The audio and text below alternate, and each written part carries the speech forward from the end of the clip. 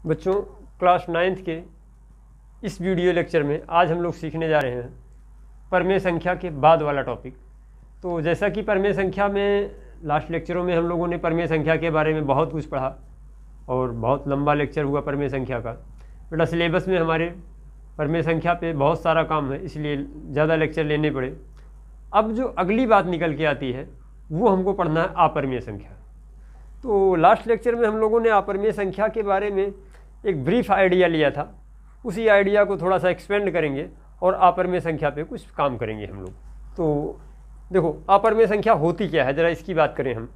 तो class 6th 7th 8th जैसे ही हम क्लास 6 में इंटर करते हैं तो हमें परमेय संख्या और अपरमेय संख्या के बारे में बताया जाता है। हमें ये बताया जाता है कि जिन संख्याओं को हम a/b के रूप में लिख पाते हैं, मतलब अंश बटा हर के रूप में लिख पाते हैं, किसी नंबर को हम a/b के फॉर्म में लेकर लिख पाते हैं तो हम इसको बोल देते हैं परमेय संख्या। ये हमारी एक परमेय संख्या होती है। और जिन संख्याओं को a/b के रूप में नहीं लिख पाते हैं ऐसी संख्याओं को हम अपरमेय संख्या बोल देते हैं। तो a/b के रूप में नहीं लिख पाते हैं तो ऐसी संख्याएं हमारी अपरमेय संख्याएं कहलाती हैं।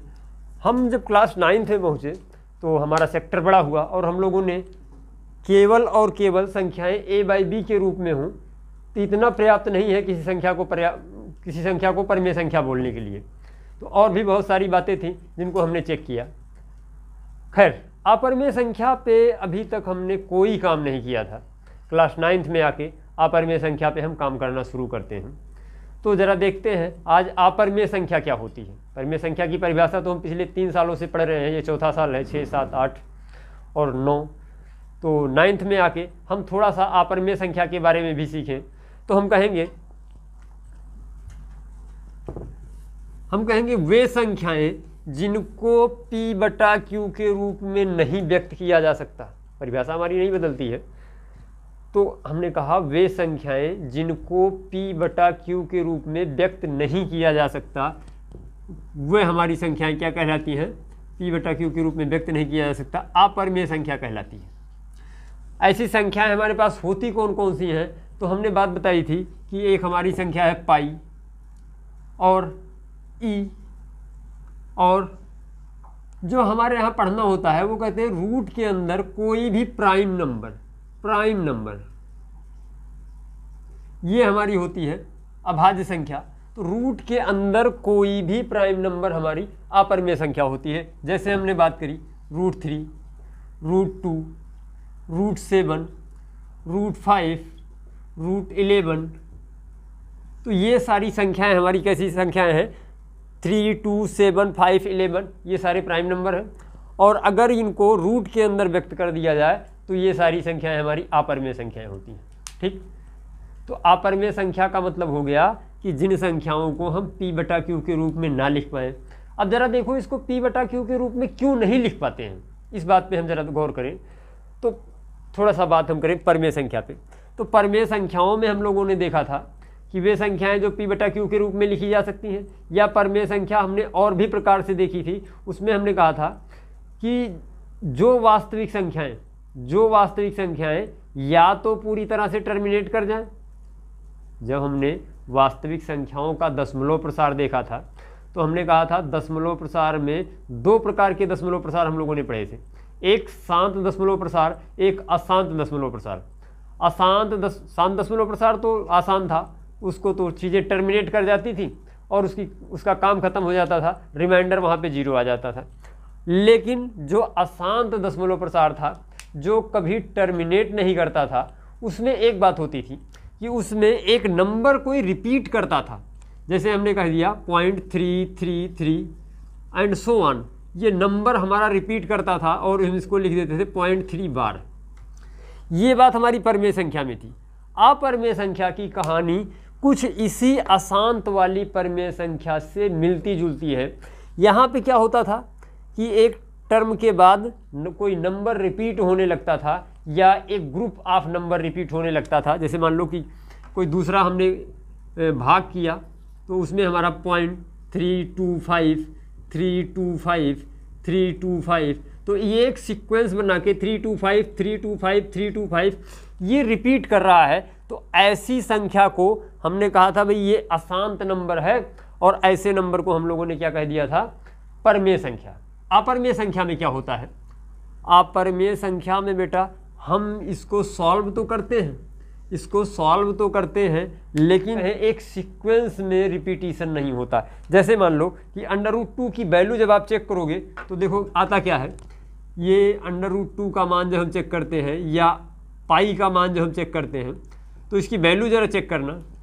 तो देखो √2 का जो मान होता है वो होता है 1.4142 और ये नंबर मतलब ऐसे आते चले जाते हैं। यहाँ पे देखो 4 1 आया, इसके बाद 4 तो आया, लेकिन फिर 1 नहीं आया, 2 आ गया, फिर इसके बाद 3 5 आ गया। तो यहाँ पे रेपिटिशन का कोई सीक्वेंस नहीं है। ऐसे ही जब हम पाई का मान निकालते हैं तो पाई के मान में क्या आता है, ये देखो लिखते हैं पाई के मान को। तो बेटा जब हम पाई की वैल्यू लिखे तो पाई की वैल्यू हमने काफ़ी लंबी लिखी है, तो ये वैल्यू जल्दी से देखने को नहीं मिलती हैं, बुकों में नहीं लिखी हुई हैं, इसको नोट कर लेना। तो हालांकि इसकी ज़रूरत नहीं पड़ती है, बट अपनी नॉलेज के लिए, अपने ज्ञान के लिए इसको नोट कर सकते हो आप लोग। तो जो पाई का मान होता है वो 3.1415926535 तो यहाँ पे देखो चीज़ें रिपीट तो हो रही हैं, क्योंकि कोई नंबर भाई ज़्यादा से ज़्यादा कहाँ तक बिना रिपीट हुए जा सकता है, 9 डिजिट तक, क्योंकि 0 to 9 ही तो नंबर होते हैं। इसके बाद तो फिर से यही नंबर कोई रिपीट होके आएगा, तो कोई नंबर 0 to 9 जा सकता है मैक्सिमम, उसके बाद तो किसी न किसी डिजिट को रिपीट होना ही है।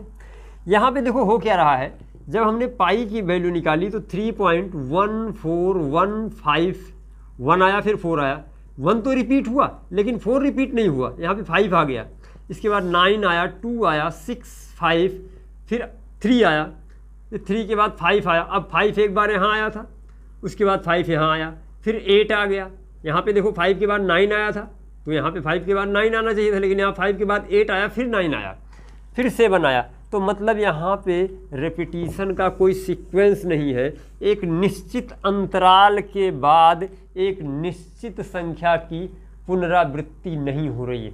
हम हिंदी भाषा में अगर सटीक हिंदी बोलें तो हम कहेंगे एक निश्चित अंतराल के बाद एक निश्चित अंक की पुनरावृत्ति न होने के कारण ऐसी संख्याएं हमारी अपरिमेय संख्याएं कहलाती हैं। तो अपरिमेय संख्या का यही कारण है कि हम इनको P/Q के रूप में नहीं व्यक्त कर पाते, क्योंकि ये इनका दशमलव प्रसार करने के बाद एक निश्चित टर्म के बाद एक निश्चित अंक की पुनरावृत्ति नहीं होती है। मतलब यहाँ पे पुनरावृत्ति का कोई सीक्वेंस नहीं होता है। ऐसी संख्याएं हमारी अपरिमेय संख्याएं कहलाती हैं। ऐसे किसी भी नंबर का जब वर्गमूल निकालोगे, निकाल के चेक कर लेना, भाग विधि से वर्गमूल निकालोगे तो तुम्हें खुद मिल जाएगा। तो अब भाग विधि से वर्गमूल निकालना अगर आता होगा तो एक बार चेक करना, मज़ा आएगा। मैथमेटिक्स में काम करने पे बहुत मज़ा आता है, बट क्या है कि चीज़ें थोड़ा सा हम फेवर में हों मैथमेटिक्स के, और जब हम इसके फेवर में होंगे तो ये मेरे फेवर में होंगी।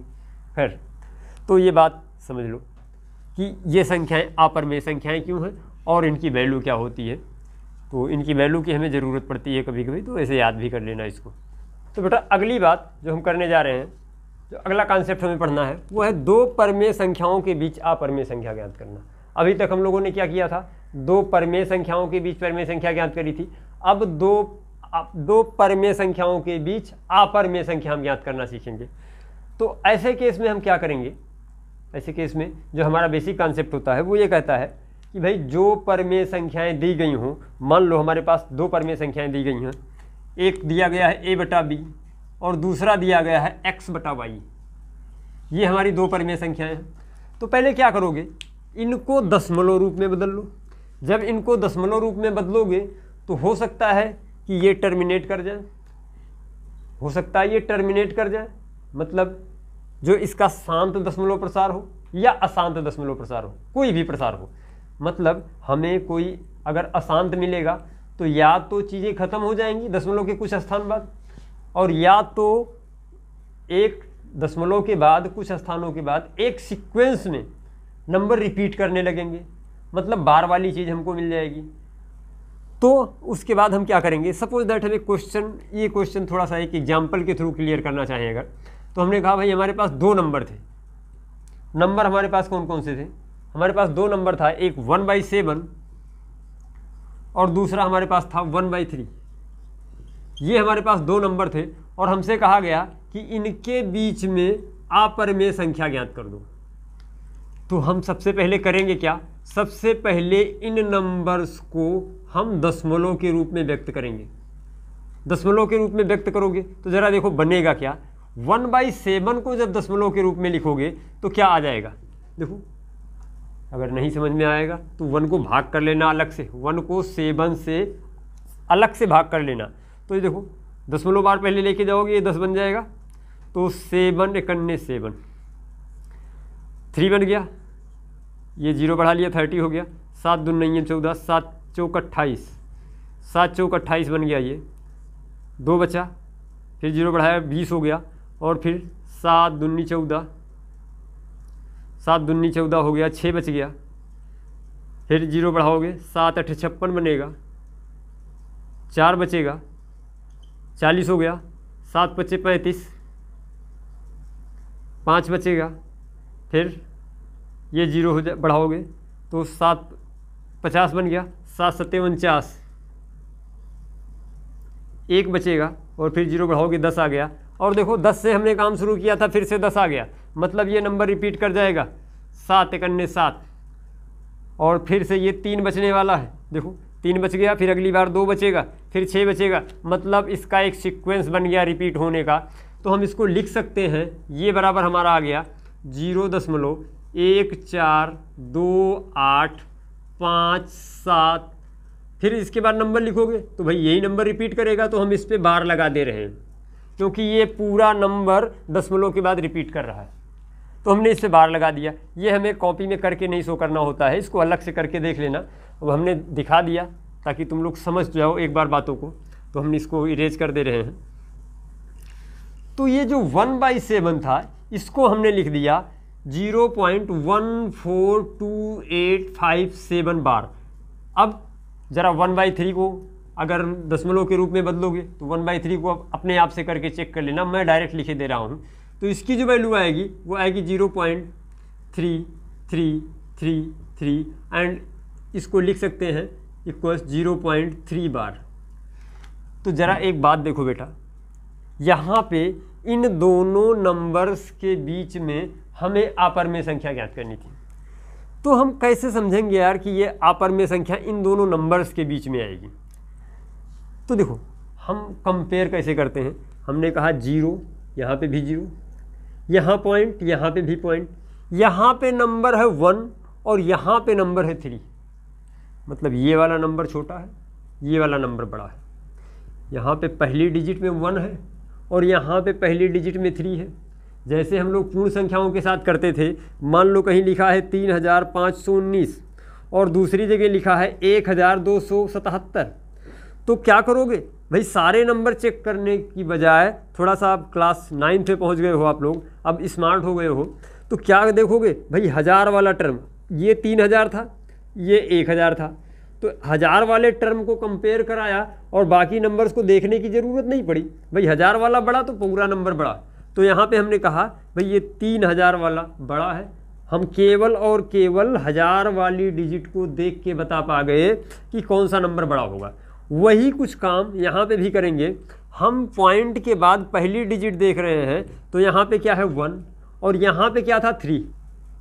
तो अब हमें इन दोनों नंबर्स के बीच में क्या लिखना था, इन दोनों नंबर्स के बीच में हमें लिखना था अपरिमेय संख्या।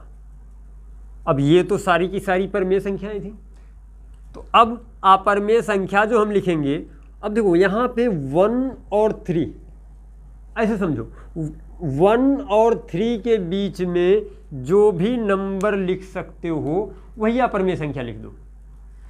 तो ये था 0.1, ये था 0.3, लिख क्या सकते हो, तो हमने कहा 0.14285, अब और यहाँ पे था 0.33333। ज़रा इनके बीच में अपरिमेय संख्या बनाने की एक बार कोशिश करो, कि जो नंबर 1 से बड़ा हो और 3 से छोटा हो, तो लिख सकते हो 0.2। अब 2 तो लिख दिया, लेकिन हमें ये भी चेक करते रहना है कि जो अपरिमेय संख्या होती है उसका नंबर जो रिपीट करता है उसका कोई सीक्वेंस नहीं होता। तो भाई ये नंबर जो 0.2 है 0.1 और 0.3 के बीच में तो था, लेकिन अब कुछ भी लिखते जाओ। हमने कहा 0.2 लिख दिया, 0 0 1 0 1 2 0 3 5 7 एंड सो ऑन। तो एक बच्चा कहेगा सर हमने आंसर चेक किया तो कुछ और दिया था। बेटा अपरिमेय संख्या में कभी आंसर चेक मत करना। आंसर चेक करने में क्या होगा कि उसमें आंसर कुछ और दिया रहेगा, हम कुछ और सोच लेंगे। ज़रूरी नहीं है कि जो उसने आंसर सोचा वही तुम भी सोचो। बस ये ज़रूरी है कि ये कंफर्म कर पाओ कि ये जो नंबर दिया गया है ये इन दोनों नंबर्स के बीच में लाई कर रहा है। तो ये ज़रूरी है सोचना। हमें ये कतई ज़रूरी नहीं है कि जो हमारी बुक में आंसर दिया है वही सही है। अपरिमेय संख्या के केस में ये बात लागू नहीं होती है, क्योंकि यहाँ पे इनफाइनाइट नंबर ऑफ अपरिमेय संख्या हम इस तरह से सोच सकते हैं जिसका बुक में आंसर कुछ और दिया रहेगा, तो उससे घबराना नहीं हमें। बस हमें इतनी बात इंश्योर करनी है कि जो नंबर हमने लिया है वो इन दोनों नंबर्स के बीच में लाई कर रहा है। तो इतनी बात अगर समझ में आ गई हो तो बात नोट कर लो। अच्छा एक बात और, हमने कहा ये तो हमारी एक अपरिमेय संख्या हो गई, वो कहता भाई 3 अपरिमेय संख्या लिख दो। तो क्या करते हैं, हमने कहा ये 0.2 के बाद कोई भी नंबर इसमें चेंज कर लेते। 0.2 1 3 5 0 0 3 7 9 3 0 5 और नंबर चेंज करना होता 0.2 1 5 7 0 3 0 0 7 9 1 0। मतलब कुछ भी जो हमारे समझ में आ जाए बस हम 0.2 आगे लगा दें, इसके बाद कोई भी नंबर लिख दें, ये हमारी इनके बीच की अपरिमेय संख्या हो गई। तो इसको हम एग्ज़ाम में भी ऐसे लिखेंगे, जिस तरह से इसको बनाया हमने ऐसे ही लिखना है। हमें 1/7 की वैल्यू ये लिख लेना है, 1/3 की वैल्यू ये लिख लेना है। इसके बाद हमें लिखना है कि इन दोनों के बीच अपरिमेय संख्या, कुछ भी ऐसे लिखते चले जाओ। मतलब ये पहला जो अंक है ये इन दोनों के बीच में होना चाहिए, बाकी मैटर नहीं करता कहाँ का अंक है। तो इतनी बात अगर समझ में आ गई है तो चीज़ों को नोट कर लो। बेटा जो हमें अगली बात पढ़नी है वो पढ़नी है वास्तविक संख्याओं पे संक्रियाएं। वास्तविक संख्या का मतलब वे संख्याएं जिनमें परिमेय संख्या भी आती है और अपरिमेय संख्या भी आती है। ये पार्ट जब हम लोग क्लास 10th में डिस्कस करेंगे तो क्लास 10th में इसका एक बहुत बड़ा चैप्टर है और वहाँ पे हम वास्तविक संख्या से ही पहला चैप्टर अपना स्टार्ट करते हैं। तो इसलिए क्लास 9th का बेसिक हमें बहुत अच्छे से पढ़ना है, क्योंकि आगे हमें ख़त्म नहीं होने वाली है पर वास्तविक संख्या है परिमेय संख्या, आगे हमें इस पर बहुत ज़्यादा काम करना है। और आगे जाके इंटर और उसके बाद कंपटीशन एग्ज़ाम में तो इस पर बहुत बड़ा काम, बहुत लंबा सेक्टर है इसका, तो हमें बहुत ढेर सारा काम करना है। तो इसलिए इस चैप्टर को बहुत सीरियसली पढ़ना है बेटा। और केवल इसी चैप्टर को नहीं, मैथमेटिक्स या साइंस का कोई भी चैप्टर, कोई भी पॉइंट यूजलेस नहीं होता, क्योंकि अगर कोई भी पॉइंट फंस गया तो हमारा कॉन्सेप्ट मिस कर जाएगा, क्वेश्चन हमारा गलत हो जाएगा। मतलब हमने पूरा चैप्टर पढ़ लिया और कोई एक पॉइंट मिस कर दिया या एक फार्मूले का एक पॉइंट कहीं गड़बड़ कर दिया, आंसर हमारा कुछ और आना था कुछ और आ जाएगा। तो मैथमेटिक्स और साइंस में कुछ भी अनइम्पॉर्टेंट नहीं होता है। कोई टीचर आपसे कहता है कि चलो यार परीक्षाएं तो हम तुम्हें पास करवा देंगे, मतलब इम्पॉर्टेंट बता देंगे, तो यार हमें ये नहीं समझ में आता कि मैथमेटिक्स और साइंस में अनइम्पॉर्टेंट क्या है। ये परीक्षा पास करने के लिए अगर पढ़ रहे हो तो मत पढ़ो, कोई मतलब नहीं है परीक्षा पास करने का। हाँ, अगर कुछ सोच के पढ़ रहे हो तो ठीक है, बट अगर केवल परीक्षा पास करने के लिए पढ़ रहे हो तो फिर कोई मतलब नहीं है। खैर, हम लोग पढ़ रहे हैं वास्तविक संख्याओं पर संक्रियाएं। अब जरा संक्रियाओं की बात करें हम, तो संक्रियाएं हम लोग बचपन में सीखते आ रहे हैं कि प्रगुण हम लोगों ने पढ़े थे। हमने पढ़ा था योगात्मक प्रगुण, सहचर्य प्रगुण, क्रम विनिमय प्रगुण। वही बात ये कह रहा है कि जो संक्रियाएं हैं तो वास्तविक संख्याएं जोड़ और गुणा, जोड़ घटाना गुणा और भाग में बहुत सारी संक्रियाओं का पालन करती हैं। हमें अब वो नहीं पढ़ना है। जहाँ तक हम लोगों ने संक्रियाओं के बारे में सीख लिया है वहाँ तक के लिए ठीक है। बाकी संक्रियाओं पे ज़्यादा अगर सीखना है तो क्लास 8th वाले लेक्चर को जाके देख लो एक बार, वहाँ से चीज़ें ज़्यादा क्लियर हो जाएंगी। संक्रियाओं को यहाँ क्लास 9th में करवाने का कोई मतलब नहीं है। संक्रियाओं पे बस एक बात समझ लो कि जो वास्तविक संख्याएं होती हैं उसमें भाई जोड़ में क्रम विनिमय नियम पालन करता है, गुणा में भी क्रम विनिमय नियम का पालन होता है, लेकिन माइनस और भाग में क्रम विनिमय नियम का पालन नहीं होता है। अब ऐसा क्यों होता है, ज़रा ये बात भी देख लो। हमने कहा योग, दो संख्याओं का योग करना है, अगर मतलब 2 + 3, अगर इनको जोड़ना है तो 5 आएगा। अगर इनको क्रम को चेंज कर दिया जाए, 3 + 2 कर दिया जाए, तो भी ये 5 आने वाला है। मतलब यहाँ पे योग में क्रम विनिमय नियम का पालन हो रहा है, क्रम विनिमय संक्रिया का पालन हो रहा है। इसी तरह से हमने कहा 2 × 3, ये हमारा 6 होने वाला है।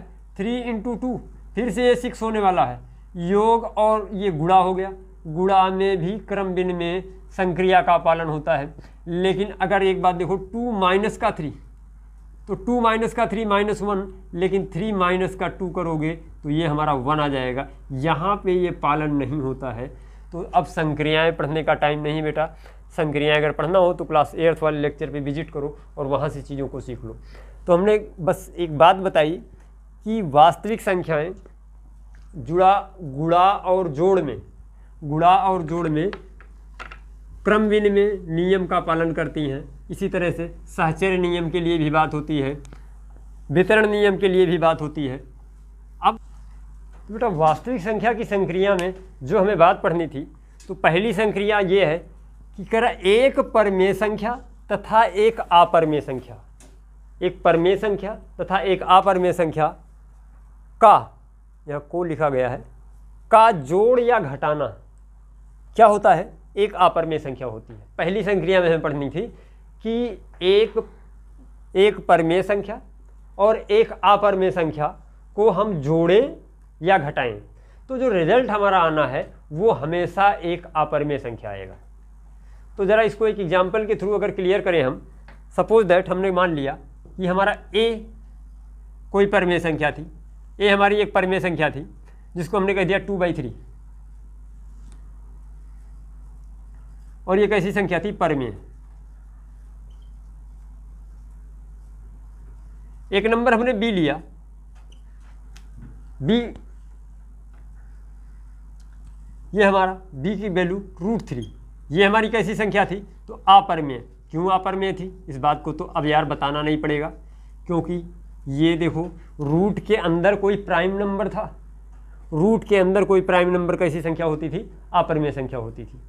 तो ये एक परमेय संख्या, ये हमारी दूसरी एक अपरमेय संख्या। जरा इन दोनों संख्याओं को अगर हम जोड़ें, हमने कहा a + b, a + b हमारा क्या आने वाला है, तो a + b को जब ऐड करोगे तो ये बेटा आ जाएगा 2√3 + √3।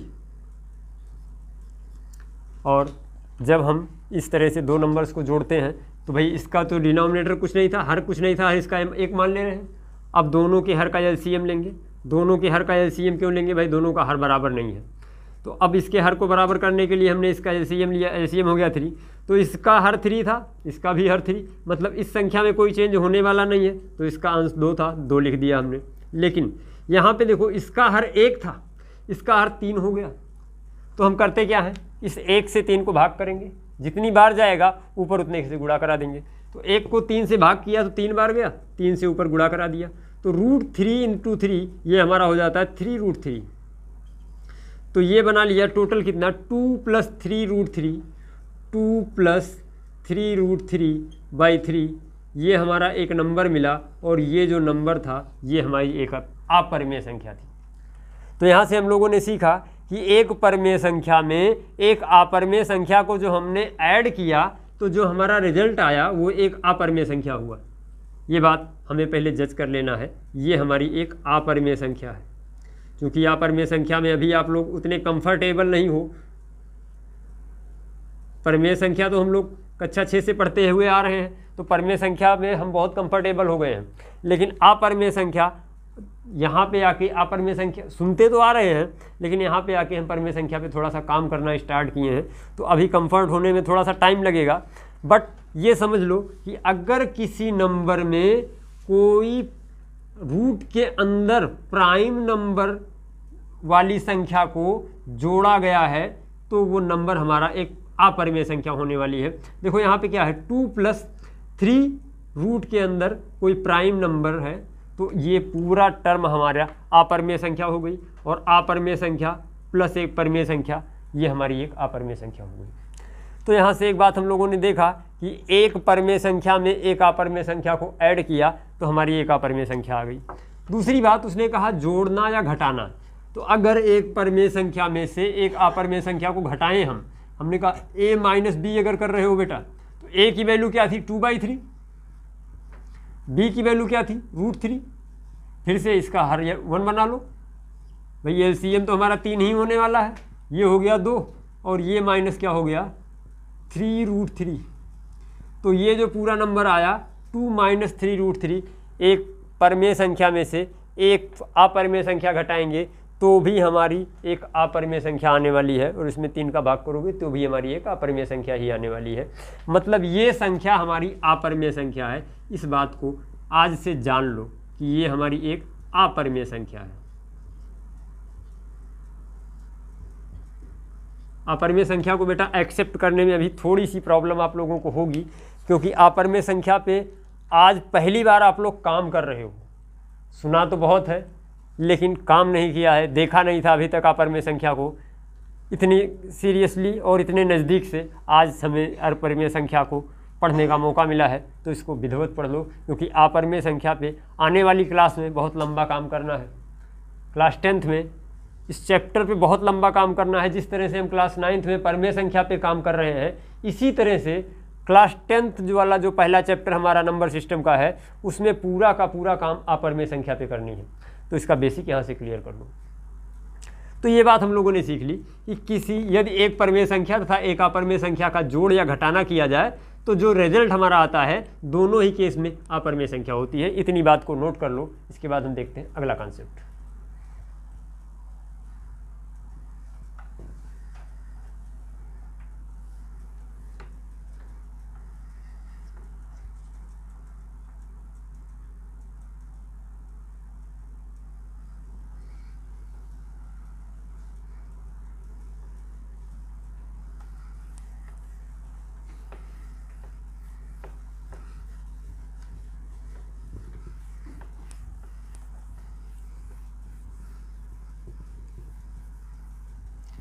तो जरा वीडियो चेक करो कितनी लंबी बनी।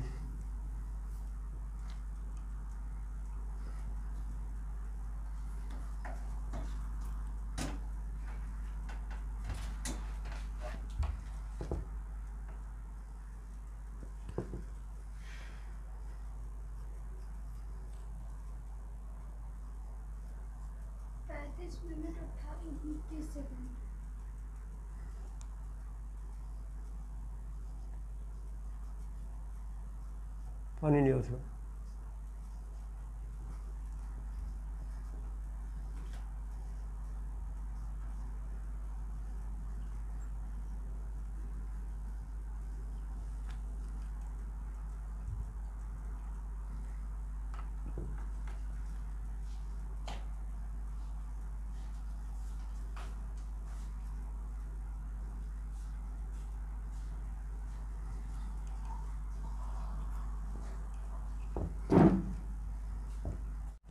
बेटा वास्तविक संख्याओं की संक्रियाओं पे जो हमें अगली बात करनी है वो ये एक बात करनी है कि जरा एक परिमेय संख्या के साथ, बात को बड़े ध्यान से समझना, जरा एक परिमेय संख्या के साथ एक शून्यत्तर का मतलब जो जीरो ना हो, नॉन जीरो, वो ऋणात्मक हो या धनात्मक हो बट शून्य ना हो, शून्य से परे हो, नॉन जीरो हो।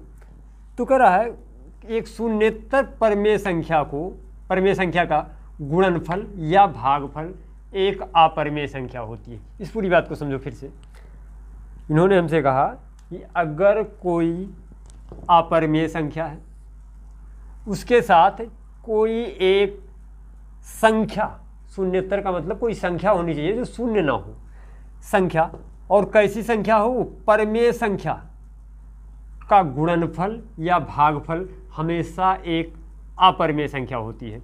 जैसे हम यहाँ पे भी एक बात करें, हमने कहा a बराबर, एक हमने लिख लिया अपरिमेय संख्या। अपरिमेय संख्या का मतलब बेटा अभी तक हम लोगों ने सीखा था कि अपरिमेय संख्या का मतलब रूट के अंदर कोई प्राइम नंबर, जैसे हमने 3 लिख लिया। परिमेय संख्या, परिमेय संख्या कोई भी नंबर ले लो। इस बार हम जो परिमेय संख्या ले रहे हैं वो हम एक पूर्ण संख्या ले रहे हैं। हमने कहा 2, तो 2 तो हमारी एक परिमेय संख्या थी, क्योंकि इसको P/Q के रूप में लिखा जा सकता है। और हमने बात करी थी परिमेय संख्या पे, तो हमने कहा था कोई भी प्राकृतिक संख्या, कोई भी पूर्ण संख्या, कोई इंटीजर, चाहे वो पॉजिटिव हो या निगेटिव हो, सारी की सारी परिमेय संख्याएं होती हैं। तो यहाँ से ये बात हमारी पता चली कि ये तो हमारी एक परिमेय संख्या है। तो ये एक परिमेय संख्या और ये दूसरी एक अपरिमेय संख्या। अब जरा ये बात जो कह रहे हैं, उन्होंने कहा का गुणनफल। अब जरा इन दोनों संख्याओं का गुणनफल ज्ञात करें, एक परिमेय और एक अपरिमेय। तो हमने कहा a into b. a into b करोगे तो a की वैल्यू √3 इंटू बी की वैल्यू 2। तो बेटा ये मत करना कि ये रूट में है और ये 2 है तो √6 लिख दो, या दोनों को बाहर कर दो। ये रूट में है, ये बाहर है, तो ये गुणा होगा तो ये बन जाएगा 2√3। अब 2√3 कैसे बना, इस बात को मैं नहीं सिखा पाऊंगा। इस बात को सिखाने के लिए क्लास 8 का लेक्चर करना पड़ेगा। तो वहाँ पे जाके मनीष सर आपके पढ़ा रहे हैं, वहाँ पे वीडियो चेक करो, वहाँ पे वो सिखाएंगे किस तरह से √3 में 2 को मल्टीप्लाई करने के बाद 2√3 बनता है। जिनको क्लियर है वो आगे बढ़ते हैं। और देखो ये कैसी संख्या है, ये हम कहेंगे अपरिमेय संख्या। अपरिमेय संख्या है ये।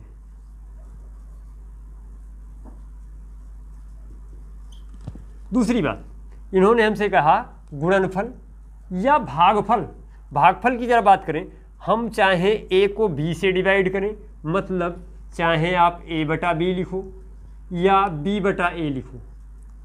अगर a/b लिखोगे तो जरा देखो क्या बनने वाला है। a की वैल्यू क्या थी, √3, तो ये बन जाएगा √3/2। ये भी हमारी एक कैसी संख्या है, एक अपरिमेय संख्या है। √3/2 हमारी कैसी परिमेय संख्या है, एक अपरिमेय संख्या है। इसको भी हम अपरिमेय संख्या बोलेंगे।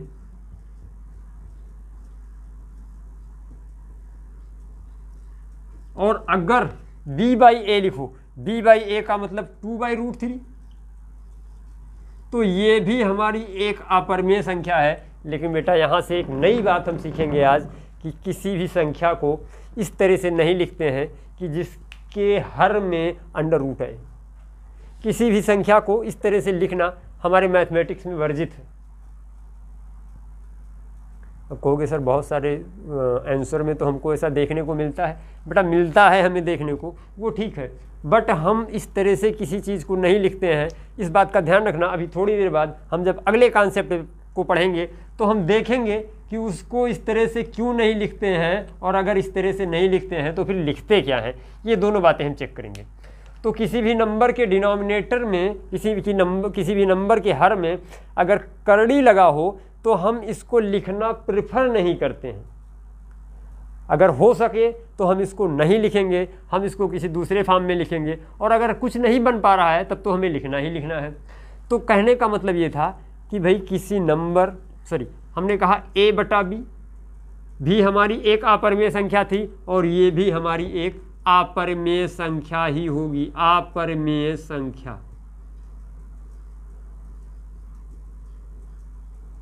ये भी हमारी कैसी संख्या है, एक अपरिमेय संख्या है। तो इतनी बातों को नोट कर लो। उसके बाद फिर एक कॉन्सेप्ट और बचा है, ज़रा हम उसको भी जल्दी से देख लें, क्योंकि वीडियो बड़ा हो रहा है। तो हालांकि वीडियो बड़ा हो रहा है उससे कोई खास फर्क नहीं पड़ता मुझे। तो मैं अगर ज़रूरत पड़ेगी तो अभी एक लेक्चर और ले सकता हूँ इस पर, बट हमें नहीं लगता इतना पढ़ाने के बाद अब एक लेक्चर लेने की ज़रूरत है। प्रोसेस मेरा थोड़ा सा स्लो है, लेकिन मैं सोचता हूँ बेटा चीज़ें 100% क्लियर करो, एक बार में क्लियर करो। एक बार अब पढ़ो, एक बार जब तुम्हारा त्रैमासिक एग्जाम हो तब पढ़ो, एक बार जब हाफ ईयरली एग्जाम हो तब पढ़ो, एक बार जब एनुअल एग्जाम हो तब पढ़ो। उसके बाद 10th तक जाते जाते सारी चीज़ें डिलीट हो जाए दिमाग से। ऐसी पढ़ाई करनी हो तो मत पढ़ो फिर। तो चीज़ों को एक बार केयरफुल्ली पढ़ो। और चूँकि ये यादें यहीं ख़त्म नहीं करनी है, हमें हाई स्कूल में इसकी बहुत लंबी ज़रूरत पड़ने वाली है।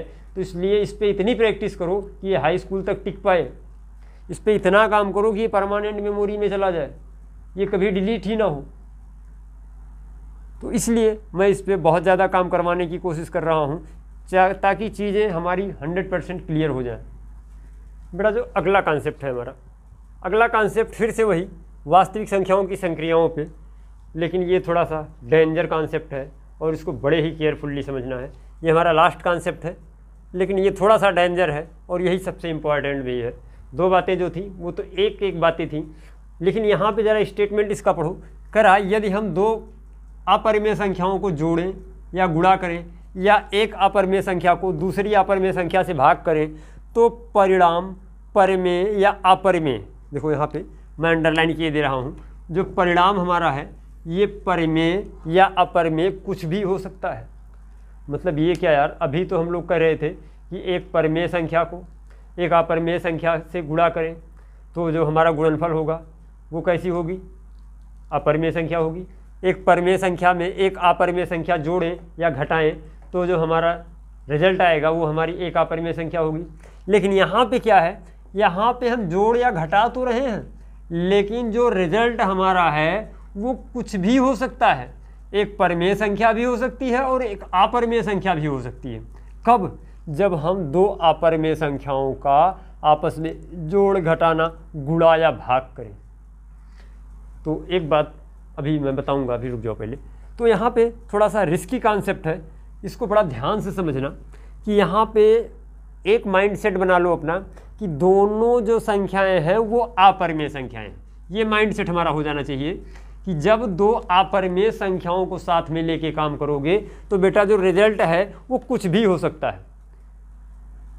पक्का इस बात को अपना माइंडसेट बना लो कि जब एक परिमेय संख्या और एक अपरिमेय संख्या के साथ काम कर रहे थे हम, तो जो रिजल्ट हमारा आ रहा था वो दोनों ही केस में अपरिमेय संख्या आ रहा था।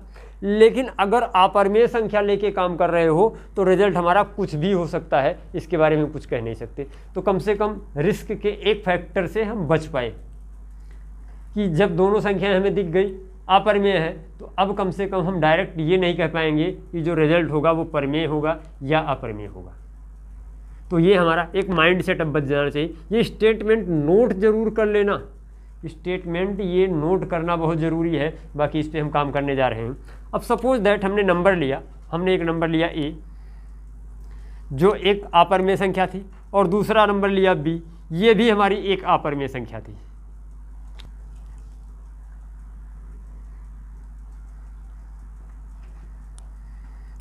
तो जिसमें हमने a की वैल्यू जो ली हमने कहा 1 प्लस का √2, और ये बेटा अभी हम लोगों ने देखा है एक परिमेय संख्या एक अपरिमेय संख्या, दोनों को ऐड करोगे तो एक अपरिमेय संख्या होगी। तो ये 1 प्लस का √2 एक अपरिमेय संख्या है। दूसरा हमने नंबर लिया 1 माइनस का √2, भाई ये भी तो एक अपरिमेय संख्या है।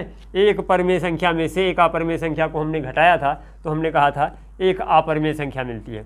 ज़रा इनको ऐड करो, इनको जब ऐड करोगे तो देखो मिलने क्या वाला है, हमने कहा a प्लस बी जब करोगे तो ये हमारा बन गया 1 प्लस √2 और प्लस 1 माइनस √2। इनको ज़रा जोड़ो तो देखो 1 और 1 ये दोनों ऐड हो जाएंगे। देखो ऐड करने का भी प्रोसेस हमें पता होना चाहिए कि जो पूर्ण संख्याएं हैं वो पूर्ण संख्या में ऐड होंगी और जो रूट वाला है वो रूट वाले के साथ ऐड होगा। ऐसा मत करना कि 1 को √2 में ऐड कर देना और 1 √2 लिख देना, बेटा गलत हो जाएगा। हमारा जो रूट के बाहर वाला नंबर है वो रूट के बाहर वाले नंबर से ऐड होगा और जो रूट वाला नंबर है वो रूट वाले नंबर के साथ ऐड होगा। कभी भी घोड़ा और गधा दोनों एक साथ नहीं हो सकते भाई। एक साथ होने का मतलब घोड़ा गधा नहीं हो सकता है ना, और गधा घोड़ा नहीं हो सकता। तो ये देखो दो जाति के हैं, ये दो जाति के हैं, एक परिमेय है और एक अपरिमेय है। दोनों अलग अलग ही रहेंगे, परिमेय के साथ परिमेय संख्या जुड़ेगी, अपरिमेय संख्या के साथ अपरिमेय संख्या जुड़ेगी। तो यहाँ पे देखो हमने 1 में 1 को ऐड किया तो 2 आ गया, लेकिन √2 में माइनस √2 को ऐड किया तो ये 0 हो जाएगा भाई। ये प्लस √2 ये माइनस √2 दोनों को ऐड करोगे 0 हो जाएगा। तो 2 प्लस का 0 दैट मीन्स ये हमारा हो गया 2। तो यहाँ पे हमने एक अपरिमेय संख्या ये थी, दूसरी अपरिमेय संख्या ये थी, देखो ये हमारी पूरी अपरिमेय संख्या थी और ये दूसरी अपरिमेय संख्या थी, हमने दोनों को ऐड किया तो जो रिजल्ट हमारा बना वो 2 और 2 हमने देखा था एक परिमेय संख्या होगी। तो यहाँ पे एक अपरिमेय संख्या को दूसरी अपरिमेय संख्या के साथ ऐड किया तो ज़रा देखो क्या बन के आ गया, ये 2 आ गया और 2 हमारी कैसी संख्या हो गई, ये एक परिमेय संख्या हो गई।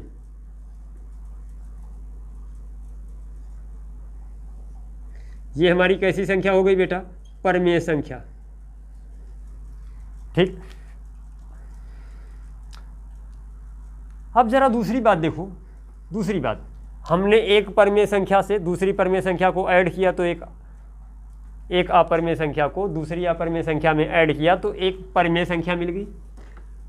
हमने कहा दूसरे केस में a बराबर हमने ले लिया √3 और b बराबर हमने ले लिया √5। अब इन दोनों को ऐड करोगे तो देखो ये हमारी कैसी संख्या थी, ये हमारी एक अपरिमेय संख्या थी, ये हमारी अपरिमेय संख्या थी, ये भी हमारी कैसी संख्या थी, ये भी हमारी एक अपरिमेय संख्या थी।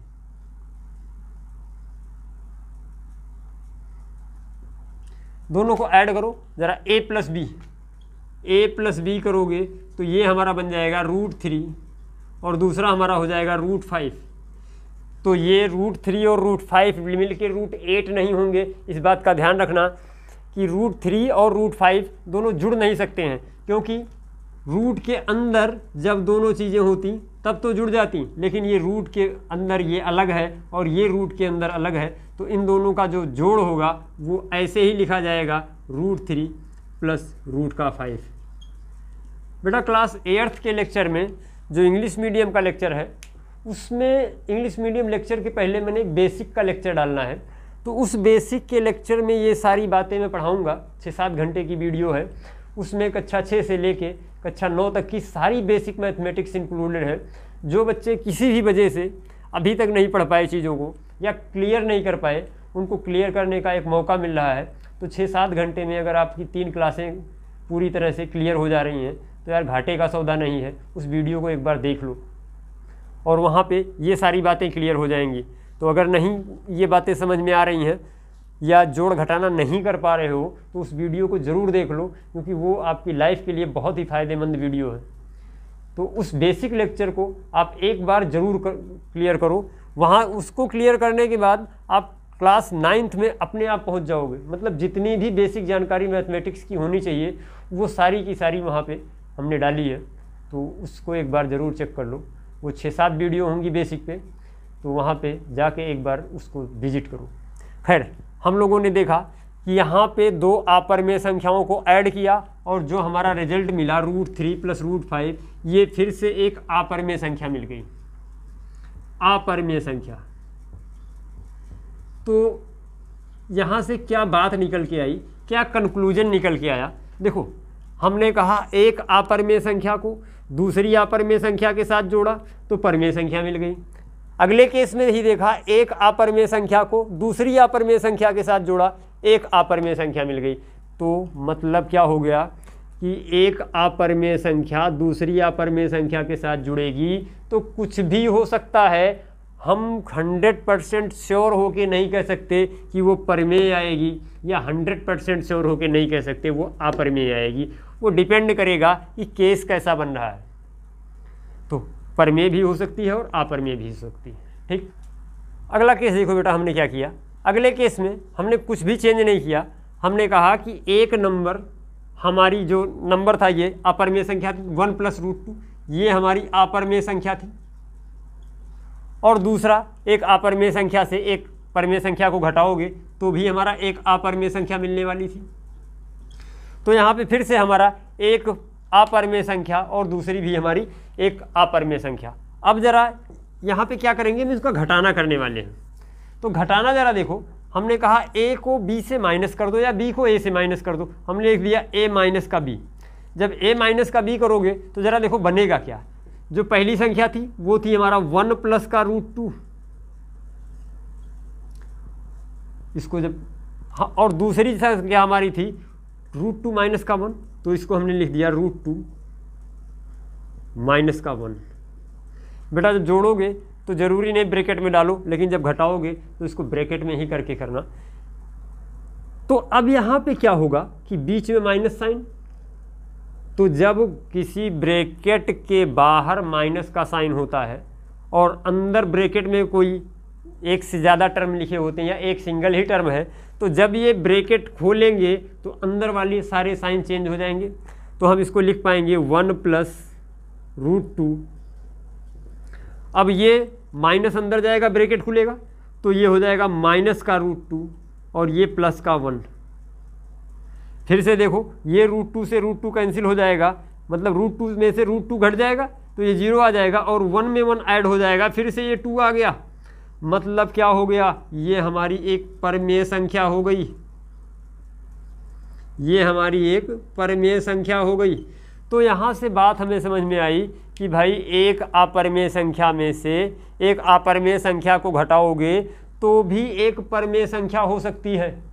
और यहाँ पे हमने क्या किया, यहाँ पे 2 अपरमेय संख्याएं थी और इसमें से यहाँ पे देखो, यहाँ पे हमारी 2 अपरमेय संख्याएं थी, a = √3 और b = √5। हमने कहा इनको माइनस कर दो, a - b कर दो। a - b करोगे तो क्या बनेगा, ये बन जाएगा √3 माइनस का √5 और फिर से ये घटने वाला नहीं है, ये इसी रूप में लिखा रहेगा और ये हमारी एक अपरमेय संख्या है। ये हमारी फिर से कैसी संख्या हो गई, अपरमेय संख्या हो गई।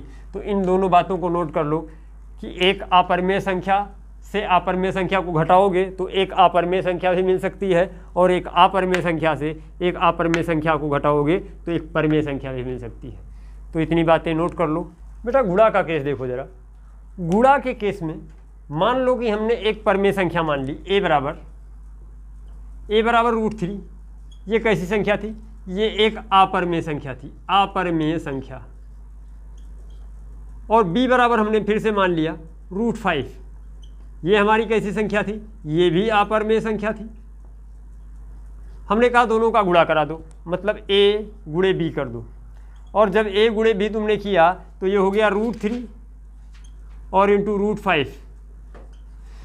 तो अंडर रूट में 2 संख्याएं लिखी हों तो इन संख्याओं को पहले एक रूट में मिक्स कर देते हैं और इन संख्याओं को अंदर से 3 × 5, ये दोनों एक रूट में आ जाएंगी और 3 में 5 का गुणा हो जाएगा और ये हम लिख पाएंगे अंडर रूट में 15। तो अंडर रूट में 15 का वर्गमूल नहीं निकलने वाला है, अंडर रूट में 15 का वर्गमूल नहीं निकलने वाला है। और ये हमारी कैसी संख्या मिल जाएगी, अपरमेय संख्या।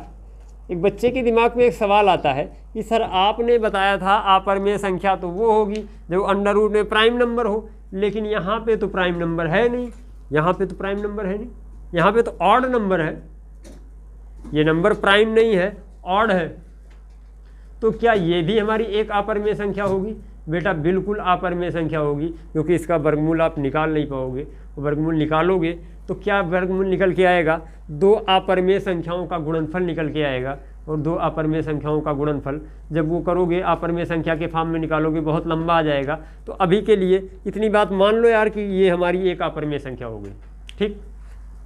अच्छा, तो हमने देखा कि 2 अपरमेय संख्याओं का गुणनफल एक अपरमेय संख्या हो गई। लेकिन ऐसा भी हो सकता है कि हमने अगले ही केस में a बराबर ले लिया √7 और b बराबर ले लिया फिर से √7। भाई 2 सेम नंबर तो हम ले सकते हैं, तो 2 सेम नंबर ले सकते हैं। तो हमने कहा a × b कर दो। a × b जब हमने किया तो हमने कहा √7 और इंटू √7। और अभी हमने बताया है कि गुणा के केस में अगर 2 संख्याएं अंडर रूट में हैं तो हम पहले दोनों को एक ही रूट के अंदर ले आ सकते हैं। हमने इसको लिख लिया 7 × 7। और बेटा जब हम LCM में या अभी हम लोग जब वर्गमूल निकालना पढ़ रहे थे तो वहाँ पे हमने देखा था कि अंडर रूट में अगर किसी संख्या का जोड़ा बन जाए तो ये निकल लेता है। अब ये निकल लेगा तो ये बाहर आ जाएगा 7 और रूट के अंदर बच जाएगा क्या है 1, और रूट के अंदर 1 का मतलब 1 ही होता है।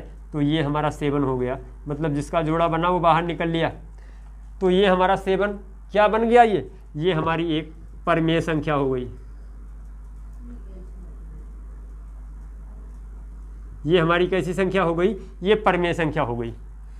तो यहाँ पे हम लोगों ने देखा कि एक अपरिमेय संख्या का एक अपरिमेय संख्या में गुणा करोगे तो अपरिमेय संख्या होगी। अगले ही केस में हमने देखा कि एक अपरिमेय संख्या में दूसरी अपरिमेय संख्याओं का गुणा करोगे तो क्या हो जाएगा, एक परिमेय संख्या हो जाएगी। तो कुछ भी नहीं कहा जा सकता, कुछ भी हो सकता है। सारे केस में हमने ये बात देखी कि ये बात सत्य हो रही है। एक केस हमारा बच गया लास्ट, बस 2 मिनट और, वीडियो लंबी हो रही थोड़ा सा, लेकिन क्या करें, लेक्चर ऐसा है यार, छोड़ नहीं सकते बीच में। केस हम देखने वाले भाग का। भाग के केस में देखो बेटा जरा क्या होने वाला है। यहाँ पे भी हमने लेट कर लिया। a बराबर हमने कोई नंबर मान लिया √7 और b बराबर हमने क्या मान लिया, b बराबर भी हमने कोई नंबर मान लिया, मान लो √3। हमने कहा a बराबर √7, b बराबर √3। a भागा b करोगे, a डिवाइडेड बाई b, तो जब a को b से डिवाइड करोगे तो क्या बन जाएगा, ये हमारा बन जाएगा √7 बाई √3। और बेटा गुणा और भाग दोनों ही केस में अगर दो संख्याएं अंडर रूट के अंदर गुणा हो रही हैं तो उनको एक रूट के अंदर लिख के गुणा या भाग कर सकते हैं। तो हम इसको लिख सकते हैं √7 बाई √3, ये बराबर हमारा हो जाता है √7/3, और √7/3 ये हमारी एक अपरिमेय संख्या है। इसको ध्यान रखना कि ये हमारी एक अपरिमेय संख्या है, क्योंकि ये भी प्राइम नंबर और ये भी प्राइम नंबर, तो ये दोनों मिलके ही एक अपरिमेय संख्या बनाएंगी। इसी तरह से दूसरा केस अगर हम देखें, a बराबर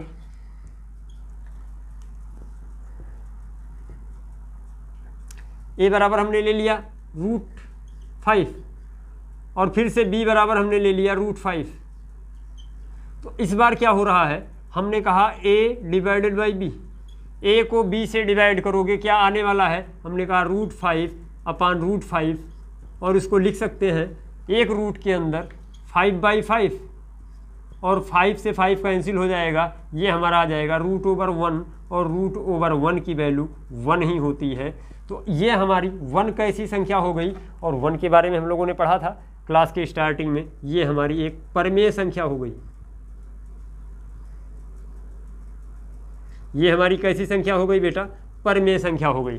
तो हमने देखा कि किन्हीं दो संख्याओं का गुणनफल, भागफल, योग या घटाना, किन्हीं दो परिमेय संख्याओं का जोड़, घटाना, गुणा या भाग, किन्हीं दो अपरिमेय संख्याओं का जोड़, घटाना, गुणा या भाग कैसा हो सकता है, कुछ भी कहा नहीं जा सकता। वो परिमेय भी हो सकता है या अपरिमेय भी हो सकता है। तो ये थोड़ा सा रिस्की फैक्टर है। इस पे हमें क्लियर कैसे होगा कि कब परिमेय होगा, कब अपरिमेय होगा, इस बात को और डिटेल में जानने के लिए हमें क्या करना होगा, इसके एक्सरसाइज लेक्चर पे जाके काम करना होगा। अपनी बुकों से क्वेश्चन लगाने पड़ेंगे, और जो भी चीज़ें बुक से क्लियर नहीं हो पा रही हैं या फंस रही हैं, हमसे नहीं सॉल्व हो रहा है, उसको कमेंट सेक्शन में पोस्ट करो, यहाँ से सलूशन भेजा जाएगा। तो आज की क्लास हम लोगों की यहीं तक। लेक्चर थोड़ा सा लंबा हो गया, बट क्या करें, कंटेंट ही ऐसा था कि लंबा बनाना पड़ा। बीच में छोड़ दूं या चीज़ों को मैं शॉर्टकट में निपटा दूं तो ये मुझसे होता नहीं है। तो चीज़ों को अच्छे से पढ़ो यार। 10 मिनट लेट हो गया तो थोड़ा सा उठ के पानी पी लो या वीडियो पुश करके थोड़ा सा रिलैक्स हो लो, उसके बाद पढ़ो, बट चीज़ों को केयरफुल्ली और विधिवत पढ़ो। खैर चलो, तो आज की वीडियो यहीं तक। अब इस पे आप लोग काम करो, उसके बाद नेक्स्ट वीडियो में हम एक नेक्स्ट थॉट के साथ मिलेंगे, एक अच्छे कॉन्सेप्ट के साथ अगले वीडियो की स्टार्टिंग करेंगे।